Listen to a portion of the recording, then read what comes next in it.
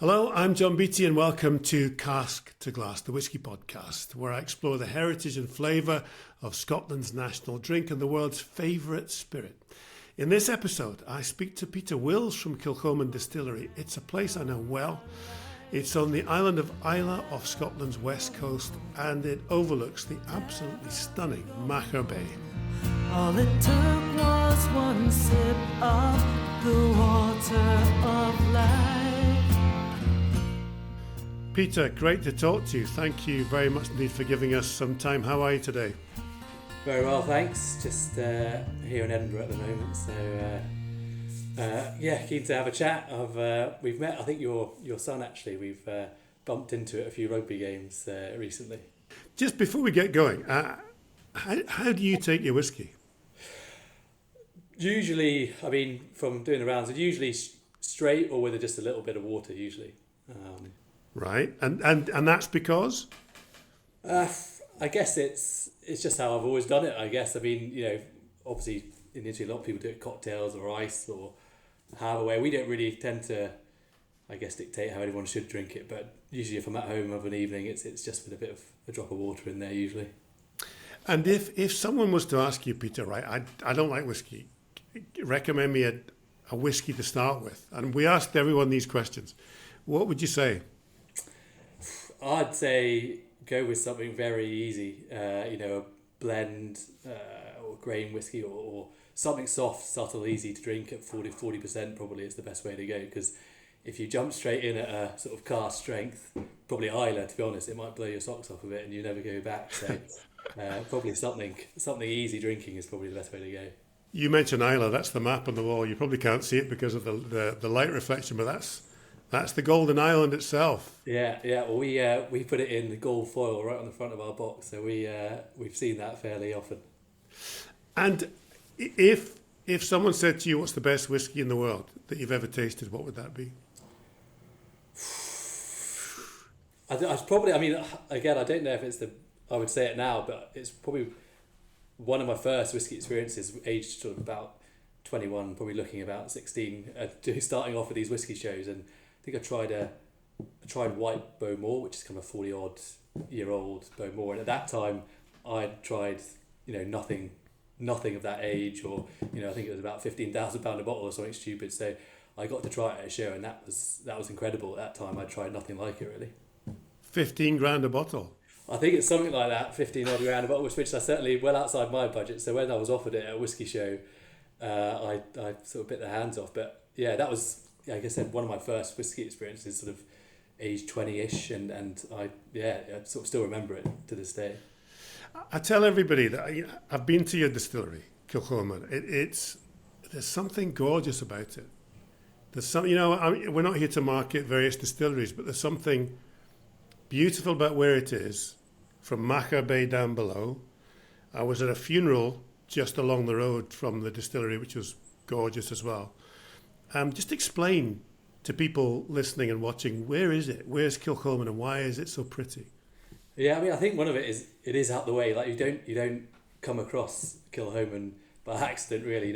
All the other distilleries are, they go back, hundreds of years, some of them. So they were built, and towns were built around them. So they tend to be on, the main road, and they've got, houses and communities around them. Whereas, because of Kilchoman was built that much later, we're on a farm in rural Islay on the west coast, where you go down a 5-mile single track road, and you come across us, within the trees off the left of the road. And I think, we're not unique in that sense in Scotland, but in Islay certainly we're that much more difficult to get to. And then, as you said, the scenery around it, we've got the barley fields around us, and the view down to Machar Bay is just phenomenal. And you kind of feel like you're a bit on your own, a bit more isolated than some of the others maybe, but it's a beautiful spot to be. And Machar Bay is gorgeous, isn't it? Just as you said, that drive from effectively Black Rock opposite Bowmore, you go over the hill, there's Kilchoman Distillery on the left, but if you keep going down the road, there's this incredible beach, which is, you can be on there by yourself, can't you, in the middle of summer. Yeah, you often are. I mean, you're almost annoyed sometimes. It's about a mile long, but if you got another 2 or 3 people on it, you're almost disappointed. But it's beautiful. I mean, the amount of time we spent down there, whether it's barbecues in the summer or taking a stroll in the winter, and that's right off the west. So when the storms roll in off the west coast, you get pretty battered on that. So it's quite entertaining going down there when the waves are really smashing in on the beach. We'll get back to that episode in a second, but the best free way you can support the podcast is just hit the thumbs up button on this video and subscribe so you get new episodes every week. It also helps lots more people find the podcast. So thank you. Tell me about the family and the distillery and when you set it up, why you set it up, how that all happened. Yeah, it was kind of what was it, back in, I think 95 was kind of when we moved to Scotland. So my dad's sort of from down near sort of southwest England. My mum's side of the family have always had Scottish roots, and Islay has always been where they're from. So my dad sort of got into whiskey as kind of through my mum's side of the family, and became an independent bottler of spirit, where bought casks from different distilleries around Scotland and kind of bottled them under his own brand. So he always had that ticking over, and then he took the leap and sort of thought, no, he wants to do whiskey a bit more seriously. And Islay was always the obvious choice because my grandparents lived on Islay. We were there 2-3 times every year anyway, so that was the obvious choice for place to be. And actually, the farm that my grandparents had, originally they wanted to do it there, but there just wasn't really the possibility. So we ended up finding Rockside Farm, which is where Kilchoman is, and we had some friends who had the farm at that time, and a few sort of whiskies and a dinner party later, and the idea was kind of born for Kilchoman. And okay, yeah, because the farm's there. Where did you get the water from for this particular distillery? Yeah, so that's from the hill. I mean, that's often, people think there's water all over Scotland. That's not a problem, but at every distillery starting, that's basically the starting point. You need water and a fair bit of it. So we get it from the hill behind us. There's a sort of bit of hill ground up behind the distillery, and a few burns that run down into Loch Gorm, and we just essentially have a small dam along that burn and use that water, and we have a few boreholes as well that sort of we use when we need in the summer. When there's a few dry months, occasionally we need a borehole occasionally to help top us up. What's the ambition behind this particular distillery? Because I think most people would, because I bizarrely sent you a picture of my little glass half full of Kilchoman and an empty bottle, because the last time we were there we bought some stuff and brought it back.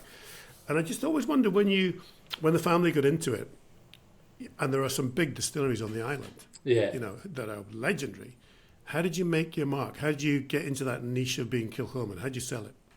Yeah, I think my dad actually talks a lot about the marketing side of it when he does it, and how why he did it, because a lot of people thought it was a very stupid decision. Essentially, 8 distilleries, on Islay, and there's no room for another one, and all the others had this long heritage, as you said, and it was a bit of a risk, and but he just had the belief from the independent bottling that there was space for this kind of, I guess, smaller farm distillery, sort of trying to keep with the traditions, because over the years, not through anyone's fault, but through just efficiencies and laws and legislation, those sort of farm distilling or small scale distilling just kind of died away, because the big guys, it was just easier, outsource some of the growing or the bottling or various things, and blends were huge. Single malt wasn't a big thing. So through all sort of those sort of market conditions, small whiskey distilleries kind of weren't a thing. So he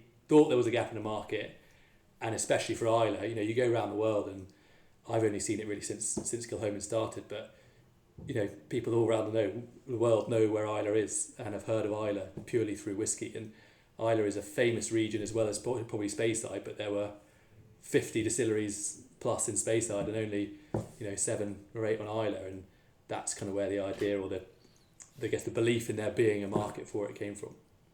We should really talk about whiskey, but one more question about the place, because there was something this week, wasn't there, about Islay now becoming that it's one of the most popular places in the UK to live. It's one of the best postcodes, isn't it? It's that it's got everything. So if you want to go there, it's a bit special.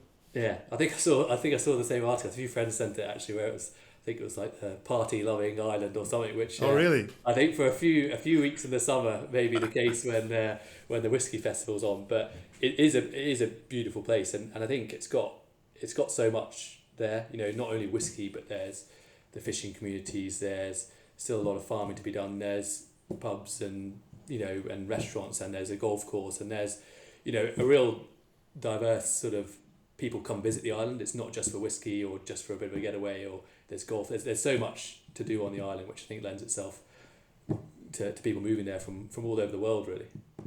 Is there anything special about the way you make your whiskey? Yeah, I mean, one thing is being the size we are small. The stills are very small. The production setup is small, but being a farm distillery is kind of our niche on Islay. We're the only ones to grow our own barley and take it through malting on floor maltings and through all the way to bottling. So that's our sort of niche and speciality. But we don't try and pretend to sort of do something wacky with fermentation or use something wildly different. We kind of keep to the traditions of whiskey and just try and do it in our way is probably the easiest way to explain it. As I said, we don't do anything wild or something we can shout about as being the only ones, but just sticking to, I guess, the farm traditions of whiskey production. But that's the issue, isn't it? You do it your own way. You still you grow your own barley. Yeah. Floor maltings, which is rarer now, isn't it? Yeah. And then you bring in special casks. What casks do you have? Yeah, it's kind of, I guess, as you mentioned, probably each stage is just subtly different, whether it's really long fermentation that we do at like 90 hours. The cask that we use, we have a pretty good relationship with Miguel Martin in Jerez, who's a sort of family bodega over there, where we get all our sherry casks. Same with the bourbon barrels and from America, and we use a brokerage called Diaz in Portugal, which sources kind of small batches of wine casks, whether it's Madeira or Port or Sauternes. We've used tequila and mezcal recently, which has been hugely popular. So we do experiment a hell of a lot with that side, and that's kind of, I guess, the beauty of any independent distillery. Will probably tell you that you can kind of do these little things and experiment, which when you're part of one of the big distilleries is maybe you have less wiggle room to kind of wake up one morning and decide to buy 20 barrels of something from somewhere strange. Where do you sell to? I mean, you were just before, as we set up this interview, you do a bit of this. You talk to people around the world. You've got a nicely lit shot, and you've got your own setup. Where do you sell to? It started as back in 2009, 10 when we just started selling. It was really the sort of traditional, whiskey markets, Europe, America, Japan. But outside of that, now it's now maybe 60 countries now around the world, which is, again, not something my dad probably had in mind when he first started Kilchoman, but it's pretty far and wide these days. And we've even recently, someone's just come back from Kazakhstan as a venture. So we try and get as many countries in as we can. What's your biggest seller? It's Maccabee. So you mentioned the beach. We named our whiskey quite aptly after the beach, and that's our kind of core range, essentially, the one that we kind of most competitively priced that we hope is in sort of various whiskey bars and shops around the world. Are they? How do you explain to me? Again, I'm not an expert. So you've got this product, family business on a farm in Islay, grow your own barley, beautiful part of the world. How do you get it to whiskey bars around the world? How do you do that? It's a lot easier now than it was. So when we first started again, like sort of 2009, I think I was fresh out of university, and my dad sort of said, "When you go down to London and try and get us into some bars and restaurants." And social media wasn't a big thing at that point, really, and it was really just word of mouth and traveling. You had to go to the market and find a distributor, then you had to go to the bar, and really more of a hand sell really at that point. A bit easier now as it went through 2010 and on, social media, and it's so easy now for a bar in the middle of Indonesia to be clued up on all sorts of whiskies from all around the world and order it in. So it's much easier now, but it also means it's more competitive. So obviously there's more distilleries that they can access as well. So some positives and negatives to being a bit more accessible. You mentioned the barrels. Just explain to me and whoever's watching or listening, how do they affect the flavour? You're buying sherry barrels, some people have red wine barrels. I think you said you had other kinds of barrels. How do they? Can you explain in words how they affect the flavour? Yeah, I mean, it's massive. My dad probably bangs on to anyone who will listen about cask kind of being king, and we try and make the best spirit we can, and any distillery does, and it does make a difference, but 70-80% will come from the wood you put it in, and it's vital, as the wood expands and contracts. Not that there's too hotter summers or too colder winters over here, but that's kind of a good thing. So it kind of slowly expands, slowly contracts, and the spirit will seep into the wood and extract whatever's in that cask, whether it's ex-bourbon, ex-sherry, even virgin oak, when you get that lot of that vanilla flavour because the toasting and the charring of the cask has kind of cracked the wood.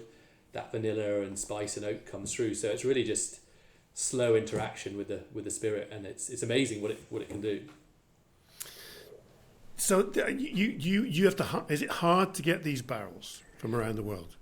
It is. I mean, to get the quality, yes. I mean, you can probably ring anyone up tomorrow and get any brokerage would probably sell you a cask or two. But the issue is the traceability and knowing kind of where it's come from, how it was treated, what flavours it's going to impart. Because we've had it occasionally. You just do get it where a barrel is either dried out maybe so it leaks, or it's just seasoned for a very short amount of time, so you get very little depth of character. So it's hard to get the good quality, and that's all about just relationships over a long time and building those up.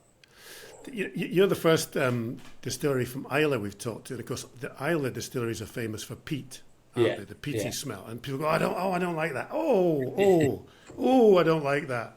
But do you know James Brown, the farmer? Yeah. Right. James has the water supply, doesn't he? And he tried to explain to me peat and how the peat affects the whiskey. So I don't really still understand it. Just can you again explain? Yes, do you get your own peat? How does that affect the flavour of the whiskey? How do you do it? It's all about the kilning and the drying process of the green malt, essentially. So for us, we harvest our barley. It's on the malt floor for kind of 5 days, where it's starting to germinate, essentially fermentable sugars for whiskey, for alcohol. And just after that, you then decide as a distillery, most buy their barley from commercial maltings, they'll dry it in a probably big fan heater or something, and it would be dried, and then you use it for production. So there's no smoke or any character coming through from that. It's just really the malted barley. For us, before it's dried, we light a big peat fire. So we dig it. Derek, our bottling manager, has the job of digging the peat out the ground by hand near Loch Gorm.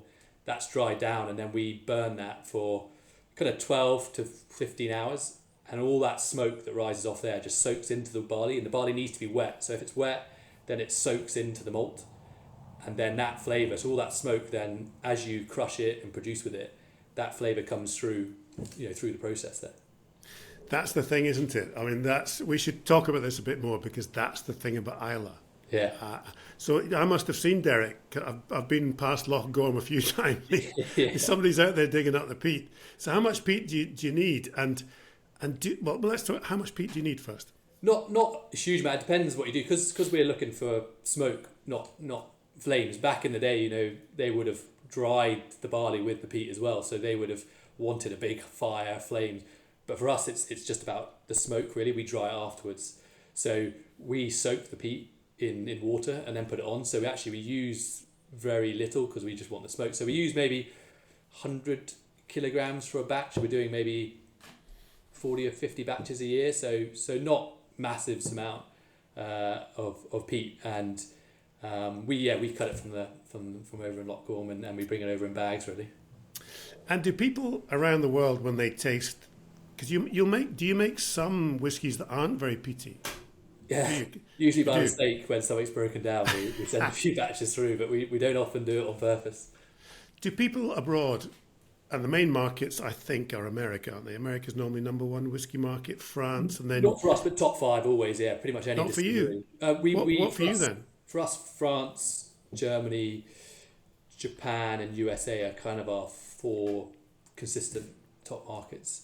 And USA sits usually about 3-ish on that, yeah. And the French and Germans like the peaty whiskies then? They like particularly the Germans. Peated whiskey is massive over there, and I don't know why or where it's born from, but there in Scandinavia as well tends to be a big sort of peated whiskey market. Another of the things about Islay is, I mean, again, we've mentioned you can be on a beach all on your own. There's peat, which is used in the whiskey. But there's a sea air, isn't there? Islay, you can taste this air coming off the Atlantic as if it's not stopped between the east coast of the US and us. Does that have an effect on the whiskey? Yeah, I mean, and again, a lot of these little details depends who you talk to probably, which I think is part of the interest in whiskey is, you listen to 4 or 5 different people and they'll all have their own, I guess, take on what's more important or how that flavour gets in there. But for us, having the warehouses on Islay on the west coast, there's the atmosphere, as you mentioned, the sea air comes in, even the barley you're producing with, the salt in the air that's around, does that have an effect? Because the peat in the barley does, and whether the salt that's in there, but equally, the atmosphere, there's no doubt the salt in the air when you're maturing, has to have some impact. So we get maritime smoke, that's, maritime, that sort of salty smoke that comes through on our whiskey, and, we certainly think being on Islay has something to do with it. Exactly where it comes from and why, we probably can't give you a definite answer. And some whiskies have that kind of seaweedy, mercury flavour, don't they? Yeah, and it's I think it's a combination. Like there's whiskies where people will taste strawberries in a whiskey, but when there's nowhere that strawberries comes into the cask or comes in from anywhere. So it's a combination, I think, of different factors. Whether that's the type of cask it's in, where the barley was grown, what type of yeast you use. So it's always a combination of all the different factors, which I think is why there's 150 odd distilleries now and all producing different styles of whiskey and all that. It is the interest in Scotch whiskey, because one tiny tweak in the production can make a big difference.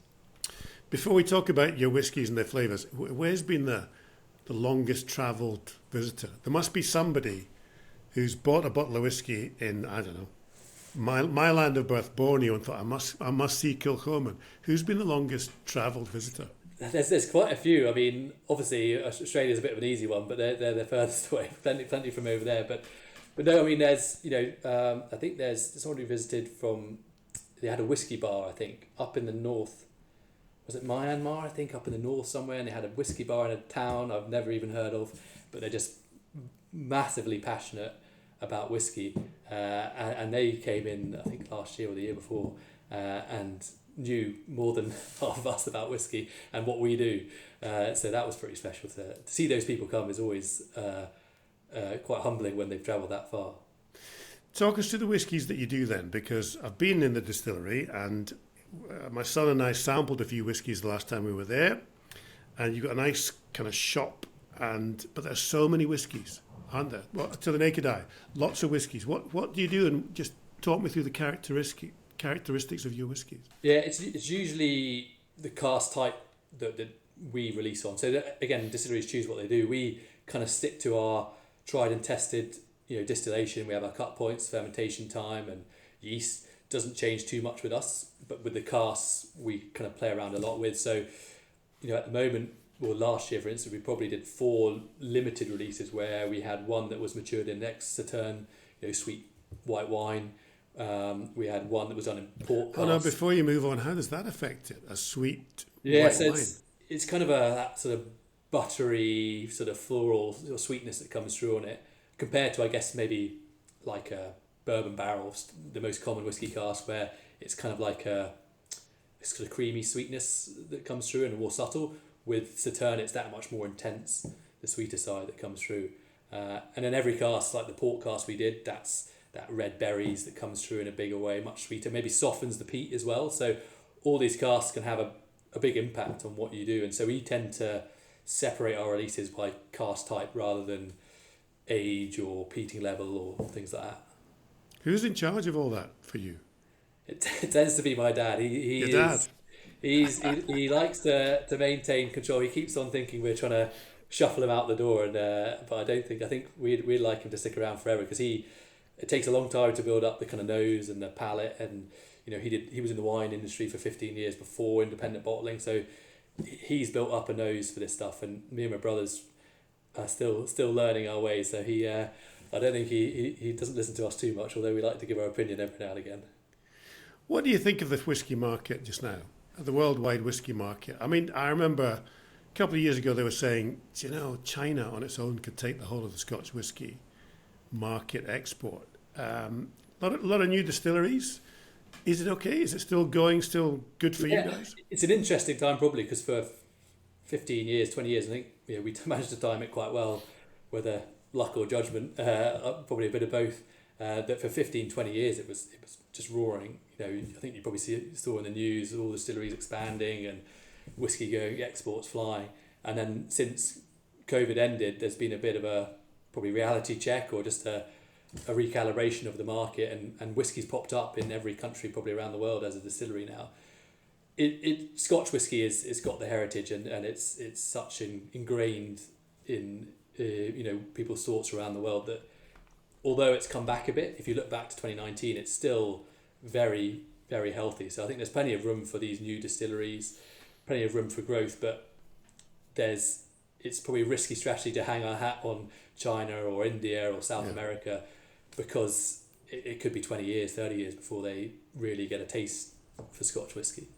You said the word taste. You mentioned the yeast. Where do you get your yeast from? Does the yeast affect the flavour? Certainly, I think it's probably come from kind of the new wave of distilleries are often maybe brewers first, and they've had a bigger influence recently on whisky where yeast has become a bigger role. But for us, we think a well-balanced whisky, we use regular sort of distillers Maori yeast. It's sort of a common type of yeast used in the whisky industry because it gives a really nice, good balance of flavours. The new distilleries, I think a lot of them are, and it is very interesting to taste, they use very different types of yeast to bring through new, different flavours. But for us, it was done for hundreds of years pretty well, and we try not to reinvent the wheel too much on that.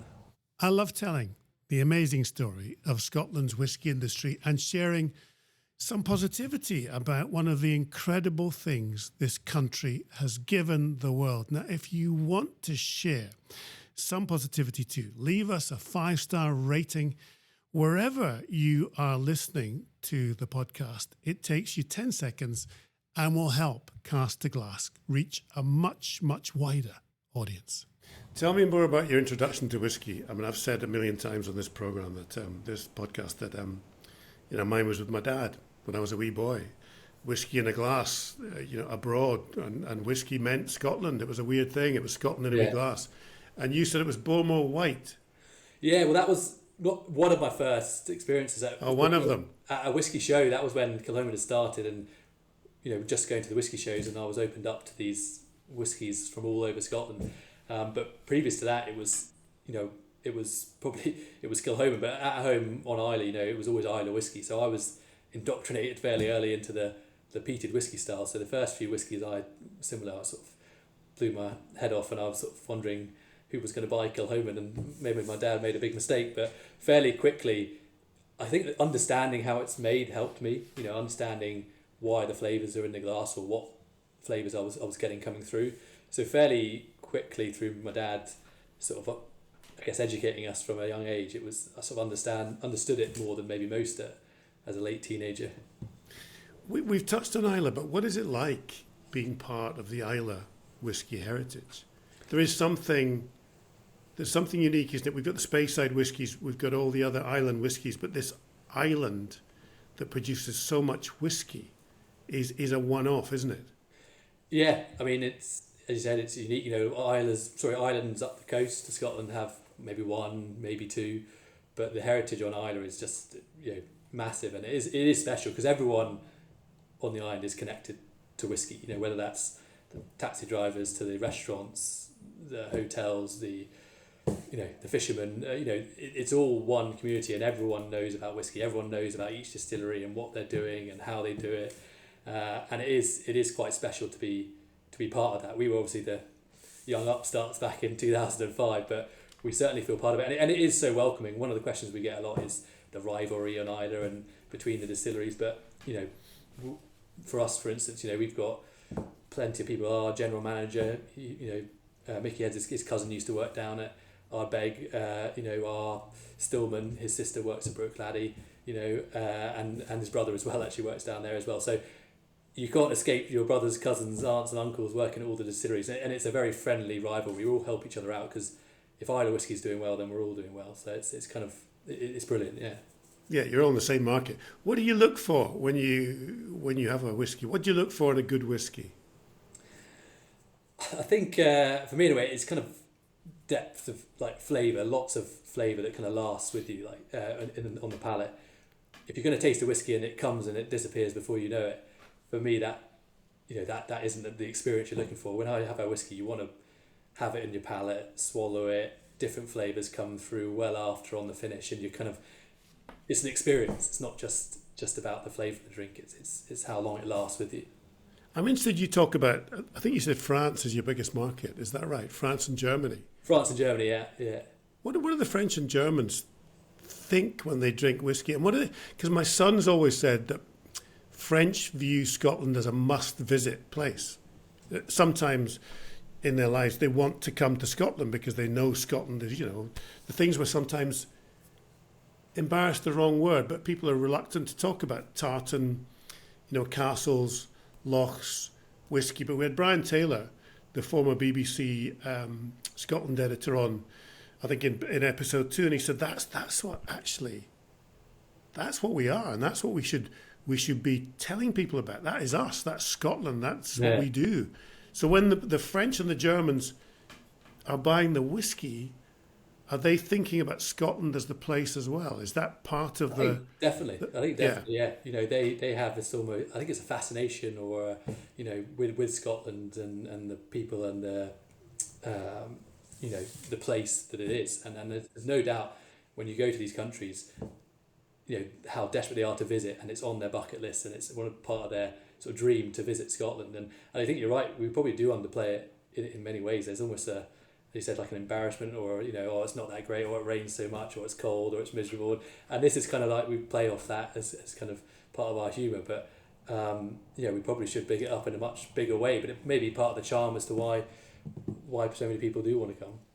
You're just trying to keep people away. It's been great to talk to you. I'm fascinated by it because I remember someone saying, sometimes where you are in the world, you can see the killer whales going up there. Yeah. It's extraordinary. But back to where we were, whiskey. And you mentioned the kind of, try a grain whiskey if you've never had a whiskey before. So let's get back to this whole thing of trying a whiskey for the first time, what you should be looking for, what would you recommend? You said a grain whiskey. Well, just like maybe a blend, or something, and not that all blends are easier drinking, but, I'm thinking something probably, nowadays the education in probably the whiskey shops, you go up to Royal Mile here, whether it's Royal Mile Whiskies or a few others around, where they'll understand, they'll know it. But for me, getting into whiskey, it's so much easier with something like a grain, where it's obviously got a lot of whiskey character to it, it's got that flavour, but it's just a more soft, subtle experience, and it's just easier then to maybe understand and bring people into it who are used to drinking wine or beer or whatever else it may be, to throw them in with the deep end with a 59% Islay whiskey, where a great experience, but I think you feel like you kind of need to understand what it is to really enjoy it more. And what's the future for your distillery, do you think? Well, it changes every day depending on what my dad thinks. But, if you asked us 10 years ago, it was probably, we were producing a couple 100,000 litres and we'd be happy with that and sell that to the core markets where we are, that's it. And then just the demand has really, really taken off. That's took us by surprise, and we've increased production to kind of catch up with that. So it's a bit of an unknown, but we produce probably what I think is about 600,000 litres of alcohol now, and that is far beyond what we ever imagined. So in my opinion, that's plenty, and for us to take a step beyond that is difficult, because we obviously grow a lot of our own barley, we buy some in, but again, would it change that? And also we'd need a hell of a lot more people. We've got 5 of us in the office here in Edinburgh who head around the world to try and promote us, and that would change that. So for us, I think we're pretty happy with the size and scale we are now, and it's about making the most of that probably is the answer. It's been great to talk to you, and I guess the other thing about whiskey is it's us, it's Scotch whiskey. And if you talk to somebody around the world and say you should try whiskey because, what's the because? When you're talking to the person in Myanmar and they've got the whiskey, this is frying my brain. So somebody in Myanmar's got a whiskey bar. and they know more about Islay whiskey than we do. Yeah. So what do they tell people about Scotch whiskey, do you think? I think for them, it's almost this mystery, and whether it's been marketed phenomenally well or it's just built off its own back. But I think it's this mystery and mystique and the places, as you know, you've been to Islay and Kilchoman, and it's about the whole experience of being in Scotland, being at the distillery, being in the warehouse, tasting the whiskey, and it's not just about the drink, which I think so many other things are. It's just about the taste of the drink. Whereas this, with Scotch whiskey, it's about a whole experience of being with friends, of the place that you visited that time, and it brings people together like that, which I think no other drink does it in the same way Scotch whiskey does. Peter, it's been great to talk to you. I've really enjoyed it. It's a great part of the world, and I genuinely love the place. Anyway, Slàinte, enjoy. Slàinte, I'll see you on Islay. We're never going home. We're never going home. Can we stay with you in Scotland for the rest of our lives? We're never going home. Never going home. All it took was one sip of the water of life.